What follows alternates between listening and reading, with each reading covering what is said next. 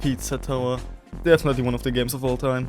And even though I suck at it, it's been kind of stuck in my head for the past few days. From the fun gameplay loop, to the music and the art style that I have an inexplicable love for. Everything about this game is just perfect. So, of course, it fits that the game's horror segment is also perfect.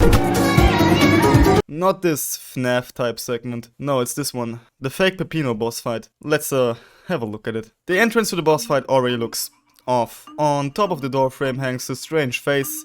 Peppinos' face, but it looks angry and contorted. In the door itself we have an even angrier face staring at us with pure gamer rage. Entering the fight we are greeted with the sight of Peppino. A Peppino.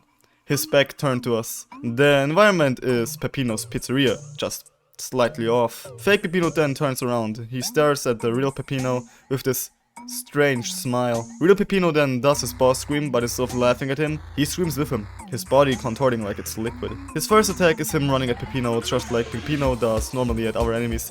I'm gonna say Peppino a lot in this video. He even has those speed lines that Peppino normally has. After dealing the first hit, he melts into the ground, as if his body was really just liquid. Looking at his HP bar, we can see that it mirrors Peppino's perfectly, except that it has something oozing out of it. Remember that for later. We then have this attack pattern where a bunch of clones of fake Peppino charge at you and then melt back into the ground. After that he starts jumping into the air like a frog would. He summons more clones to do the same thing again, and then it's back to running around again.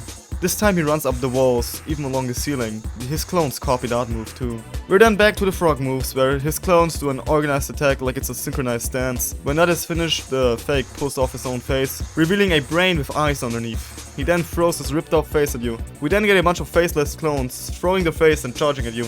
When he's finished with his synchronized dancing and face ripping, he starts jumping in the air again and taunts you with these dance moves?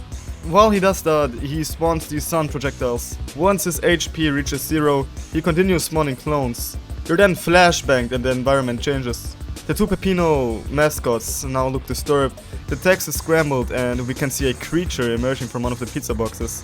As well as body parts ripping through the trash.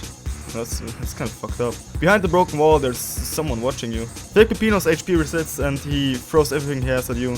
After defeating him again, the floor breaks and you fall into this strange set of tunnels. Behind you is this strange creature, vaguely resembling Peppino. It has a giant mouth, a elongated nose, and giant black eye holes, whose eyes aren't quite fit, spinning circles while chasing you. The beast crawls on all fours and hunts you. You're no longer fighting the clone Peppino, you're running away from him. After escaping through a broken door, the fight ends. You never defeat the fake, you simply escape him. In the back we can still see him lurking inside a broken down pizzeria, which belongs to Bruno. Who the fuck is Bruno? Whatever, the fight is over, let's have a quick chat about it. Firstly, I want to mention how he's seemingly made out of pizza dough, seeing as his icons featured, as well as him having several moves where he turns to liquid form. Then we have his music, which references the song It's Pizza Time, even being called Pizza Time Never Stops. It's kinda a tone-shifted remix, but something I like is, what one comment pointed out, how Fake Peppino is trying to replicate this theme, but it obviously stumbles a bit, evidenced in this segment.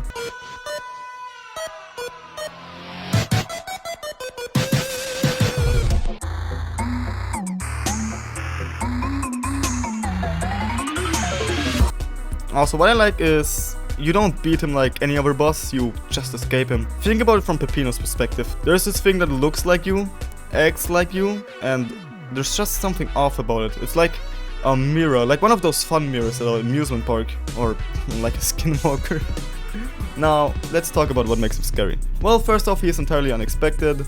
The OST only mentions a boss 5. In the intro, he's hidden in shadow. He's a surprise boss, and especially the segment where you have to run for your life away from him, from some eldritch horror that wears your skin, it's really well made. The surprise, the build up, the payoff, it all flows effortlessly. Also, I like that he uses whichever skin you have, that's really cool. Well, that's all I have to say. I hope you enjoyed the shorter video, I'm working on something bigger. And for the people that voted for the Minecraft video, it's coming.